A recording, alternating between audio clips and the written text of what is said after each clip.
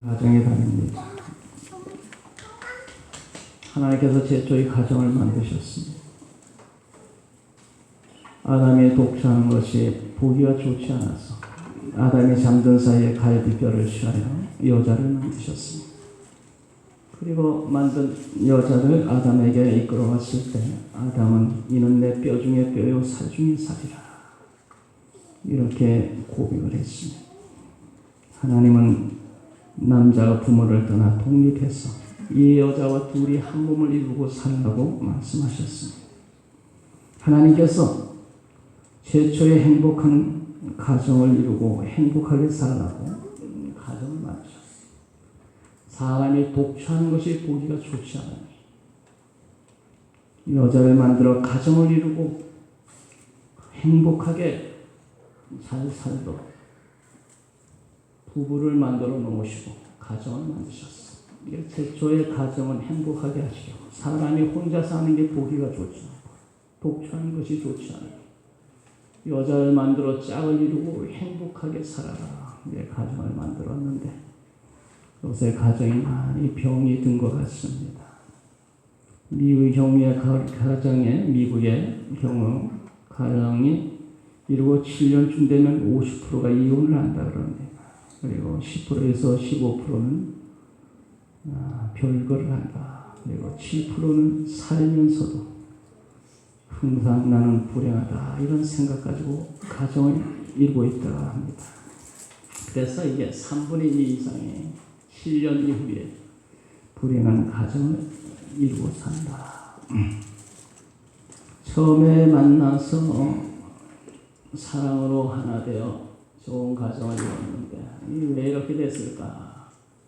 세월이 가면서 그 사랑이 식어지고 사랑은 강고롭고 부부의 단점만 남아있으니 가정이 이렇게 어려운 거 아니냐. 처음엔 사랑으로 시작해서 최초에는 잘 살았는데 세월이 가다 보니 사랑이 식어지고 사랑이 다 날아간 후에 남은 건 부부의 단점만 남아가지고 두 단점이 합쳐지니까 갑절의 단점이 되어 이 가정들이 이렇게 어려운 거 아니냐 이런 얘기가 있어요.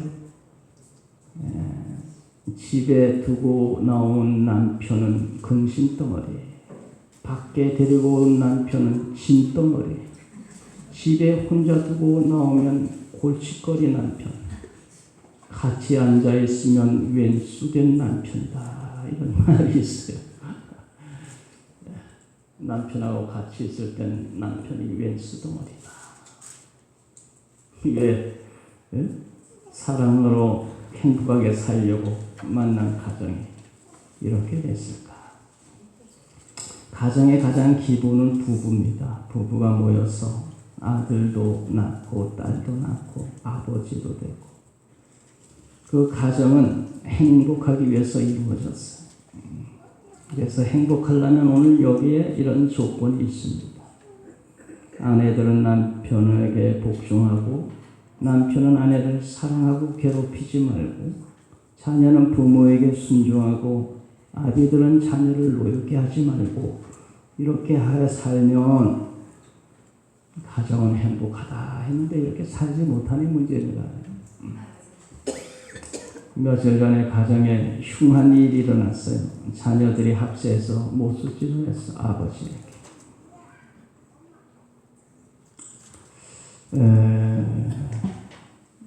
하나님 말씀대로 살지 못하니 그런 일이 있었겠죠.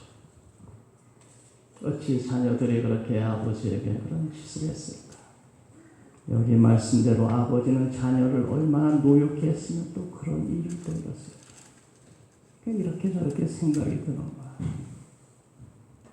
아내는 남편에게 복종하고 남편은 아내를 사랑하고 괴롭히지 말고 그리고 자식은 부모에게 순종하고 부모는 자식을 노엽게 하지 말고 사랑으로 잘 키워라. 부부 사이는 가장 가까운 사이죠. 부모를 떠나 둘이 한 몸을 이뤘으니 얼마나 가까운 사이입니까? 가까운 사이니까 가장 잘 아는 사이죠. 가까이서 모든 것을 넘어잡아야죠. 또 가까이 있으니까 누구보다도 서로 유익된 사람이죠. 가장 가까이 있는 사람이 부부인 거니까. 남편은 가정을 위해 수고하고 아내는 남편과 가정을 뒷바라져요. 요새는 부부, 맞벌이 부부도 같이 하며 수고를 해요. 그 세상에서 가장 유익한 사람이 부부, 가장 가까이에서 가장 서로 유익. 또 부부는 세상에서 가장 오래 함께할 사람이죠. 우리 교인들은 모였다가 직장 관계의 모양 저 모양 흩어질 수도 있지만 부부는 항상 같이 동행하죠. 세상 사는 동안 가장 오랫동안 함께할 사람. 부부는 일생 살면서 여러 모양으로 서로 협력하고 의논하고 도우며 사는 거죠. 자녀가 태어나면 자녀 문제로 서로 의논하고 장래 문제를 서로 의논하고 건강 문제를 서로 의논하고 서로 의논하고 협력할 그런 데서 부부는 세상 살면서 기쁜 일 있을 때는 함께 기뻐하고 어려운 일 있을 때는 함께 슬퍼하는 그런 관계죠. 결혼해서 아이가 태어나면 함께 기뻐하고 그 아이가 자라서 초등학교 들어가면 이제 우리도 학부형이 되고 또 그 아이가 자라서 대학 갈 때쯤 되면 이 대학 문제로 부부가 서로 고민하고 자녀와 함께 고민하고 또 자녀가 커서 이제 우리 저기 혜성이 친구처럼 이제 군대 가게 되면 부부가 아이를 부대까지 앞에다 갖다 놓고 들어보내면서 함께 괴로워하고 눈물 흘리고 그 아이를 거기다 남겨놓고 눈물 흘리며 돌아와. 부부는 함께 괴로워. 그 아이가 자라서 결혼할 때 함께 기뻐하고 함께 섭섭해하고 부부는 평생 동안 서로 기뻐하고 서로 슬픔을 나누며 사는 그런 관계. 그런데 그 부부의 사랑이 사라지고 나면 평생 가장 가까이에서 가장 오랫동안 가장 괴롭히는 원수처럼 되고 만다. 꼭 반대로 사랑이 있을 때는 가장 유익하고 평생 함께하고 좋은 사람 동반자였지만 그 사랑이 빼버리면 평생 가장 가까이에서 가장 괴롭히는 가장 인생 힘들게 만드는 사람이 부부라고 할 수가 있겠죠. 우리의 가정이 행복하기 위해서는 어떻게 해야 됩니까? 근데 오늘 우리 하나님 말씀에 아담이 하나님께서 자기의 갈비뼈를 취하여서 여자를 만들어가지고 아담 앞으로 데리고 왔을 때 아담이 고백을 하기를 이는 내 뼈 중에 뼈요 살 중에 살이다. 이는 내 뼈, 내 살, 아내는 나의 뼈요 나의 살이라고 고백을 했다니까. 아내는 내 몸이라, 내 뼈, 내 살이다. 누구든지 자기 몸을 사랑하지 않는 사람이 세상에 어디 있습니까? 자기 몸을 누구든지 다 가꾸고 보호하고 사랑합니다. 그런데 아담이 여자를 향해서 아내를 향해서 이는 내 뼈요 내 살이라고 했으면 내가 내 몸을 사랑하고 관리하듯이 아내가 내 뼈가 되고 내 살이 되었으면 그것은 사랑의 관계라는 걸 알 수가 있어. 에베소 5장 28절 이와 같이 남편들도 자기 아내의 사랑하기를 자기 자신과 같이 알지. 자기 아내를 사랑하는 자는 자기를 사랑하는 것이다. 왜냐하면 내 뼈고 내 살이니까. 아내 사랑이 바로 내 사랑이라는 겁니다. 그래서 이 사랑의 관계가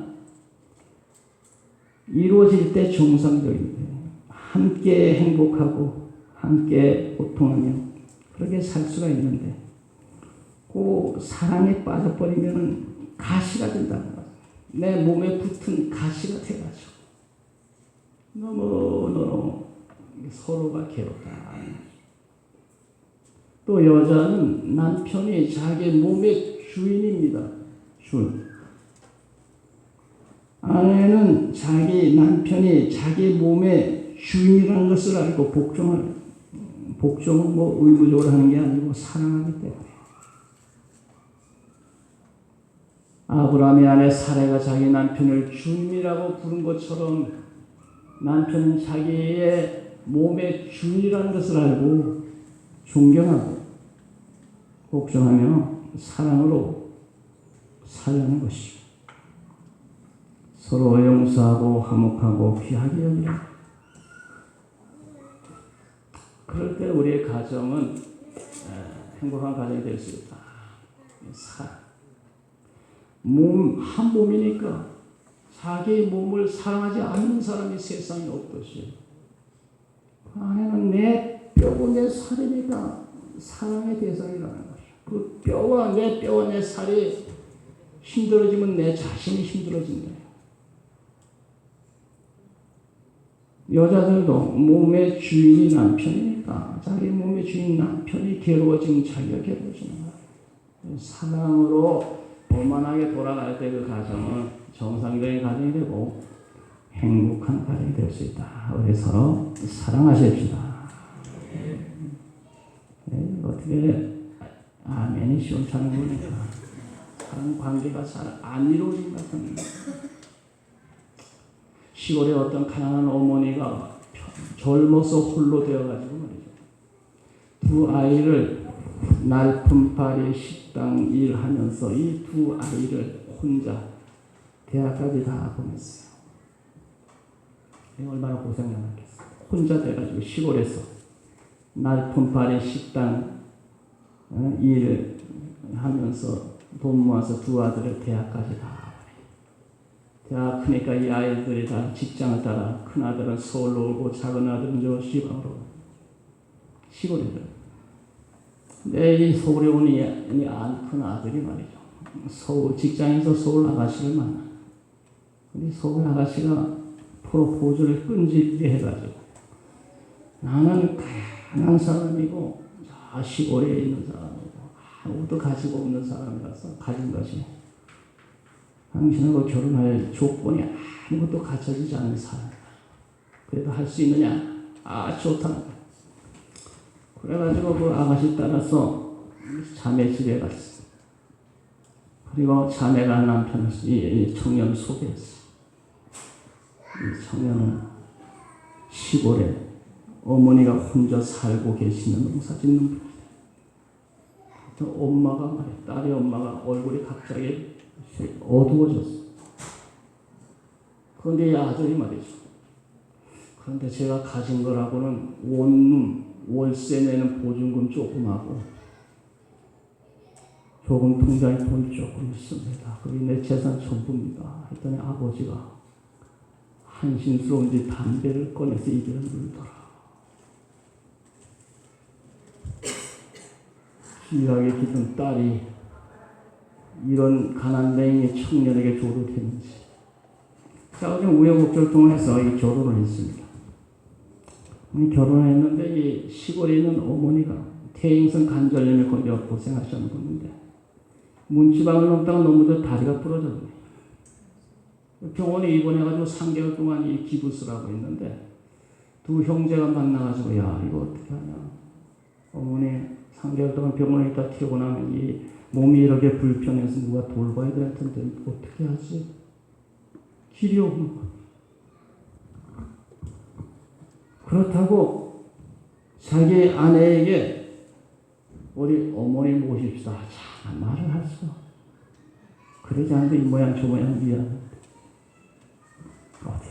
어떻게 하지 고민하고 있는데 어느 날 이 큰 아들 서울에 직장 다니는 아들의 이 며느리가 말이야. 방에 그 두 칸이 있었는데 한 칸 이리저리 정리를 하기 시작하는 거야.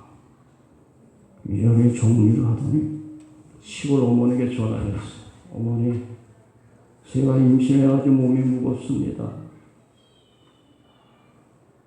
제가 임신한 몸으로 직장 다니기 너무 힘든데 이 애를 좀 와서 봐주셔야 되거든요. 그러니까 임신하고 또 어머니가 만든 김치가 너무 먹고 싶네요. 김치 좀 하러 올라오셔야 되겠어요. 핑계대고 어머니를 올라오게 해서 그 길로 모셨다 그래. 그런데 남편이 말이죠. 그것 때문에 고민했었는데 자기 아내에게 차마 어머니 모시자는 말을 못하고 고민하고 있는데 이 아내가 이렇게 해주니 얼마나 고맙겠어. 차마 말로 표현할 수 없어서 편지를 썼어 아내한테. 승민 엄마 고마워. 사실 엄마가 입원하실 때 동생하고 퇴원하시면 어떻게 하나 하고 참 고민 많이 했는데 답이 없었어. 그렇다고 승민 엄마한테 모시자는 말을 차마 보낼 수가 없어. 그런데 어느 날 엄마를 모시고 방을 꾸미는 걸 보고 너무 고마워서 혼자 많이 울었어. 정말 고맙고 고마워. 여러모로 고생시켜 정말 미안해. 평생 잊지 않고 잘할게. 장모님 장인어른 잘 모시게. 편지를 써가지고 아내한테 그렇게 보낸다. 부부가 어려움 중에 서로 사랑하고 희생하고 수고하면 그 가정은 천국이 돼요. 부부가 서로 사랑할 줄 모르고 자기만 섬겨달라 그러고 이기주의로 나가고 이러면 가정은 지옥이 된 지옥. 서로 귀하게 여기고 서로 불쌍히 여기며 사랑하는 그런 아름다운 가정들이 다 되시기 바랍니다.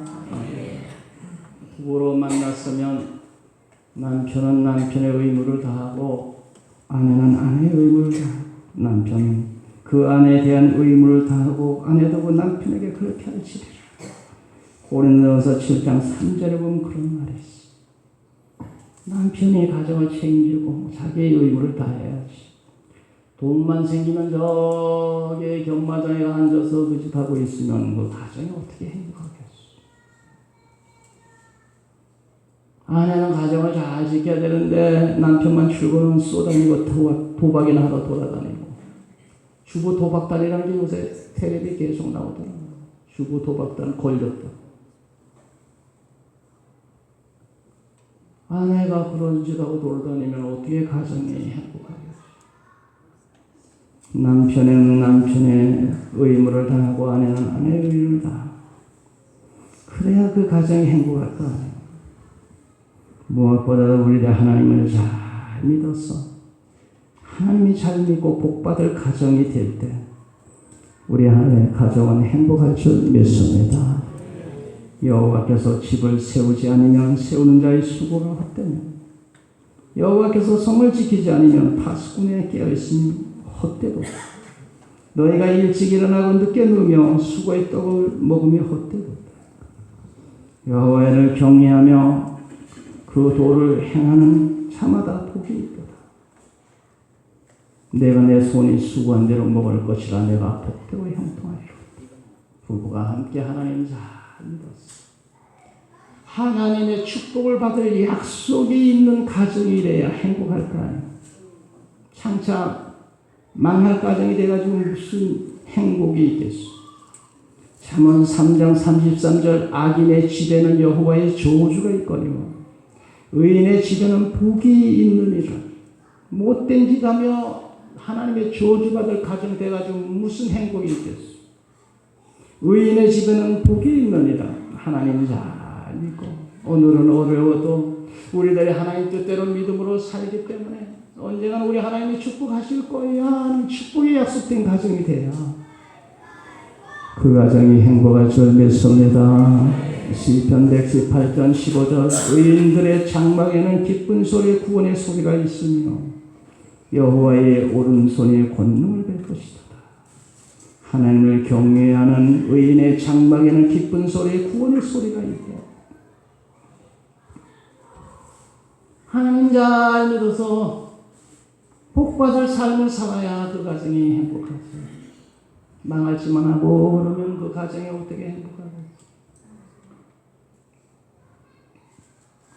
설문조사에 늙어서 필요한 것이 무엇이냐고 물어봤더니 여자들은 대답하기를 첫째, 돈, 둘째 딸, 셋째 건강, 넷째 친구, 다섯 번째 찜질방. 여자들은 늙어서 이 다섯 가지가 필요해. 남자들에게 늙어서 필요한 게 무엇이냐고 물어봤더니 첫째 아내, 둘째 마누라, 셋째 애들 엄마, 넷째 집사람, 다섯 번째 와이프. 나이 들면 남자들은 아내 없으면 못 사는 거. 아내에게 잘하시기 바랍니다. 늙어서 쪽박차고 그러지 말고. 요새 항원이원 해가지고 버림받는 남편들 많다 그러잖아.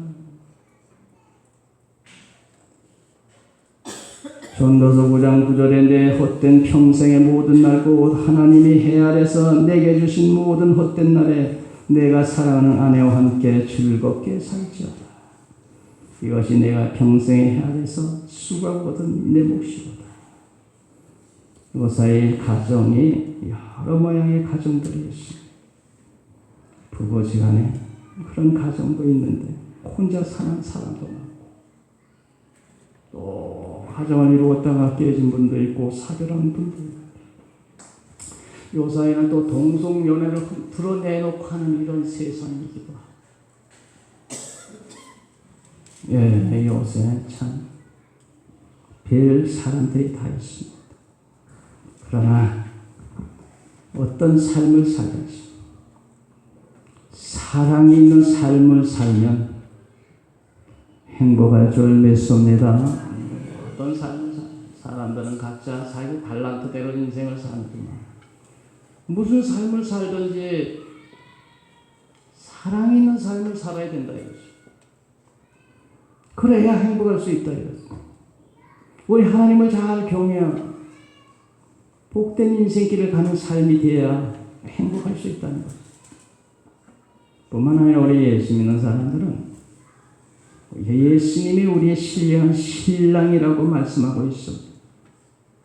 고린도후서 11장 2절 내가 하나님의 열심으로 너희와 열심 내노니 내가 너희를 정결한 처녀로 한 남편인 그리스도께 드리려고 중매한다.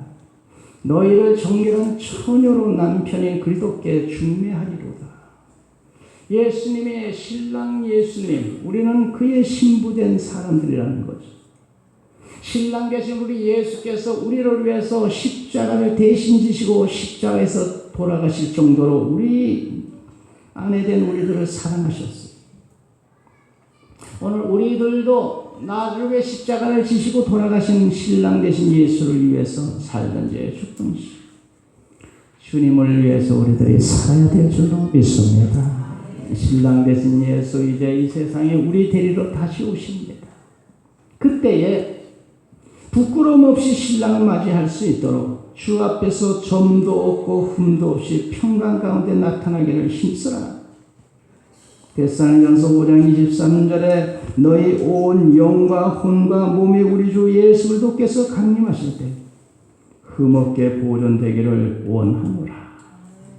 우리 신랑 되신 예수님, 그분은 우리를 위해서 십자가를 지시고 대신 죽으셨습니다. 우리도 신랑 되신 예수를 죽도록 사랑하십시다. 그리고 신랑 되신 예수님이 세상에 다시 우리 데리러 오십니다. 우리 데리러 오셔서 우리가 부활해서 주님 따라 천국에 가서 천국에서 신방을 끓이고 영원히 신랑 되신 예수 모시고 행복하게 살게 될 줄로 믿습니다. 주님 나에 죽으셨고 우리도 주님을 죽도록 사랑합니다. 주님을 사랑하는 증거로 아내를 사랑하고 남편을 사랑하고 가족을 사랑하며 사는 우리들 다 되십시다. 기도합니다. 거룩하신 아버지 감사합니다.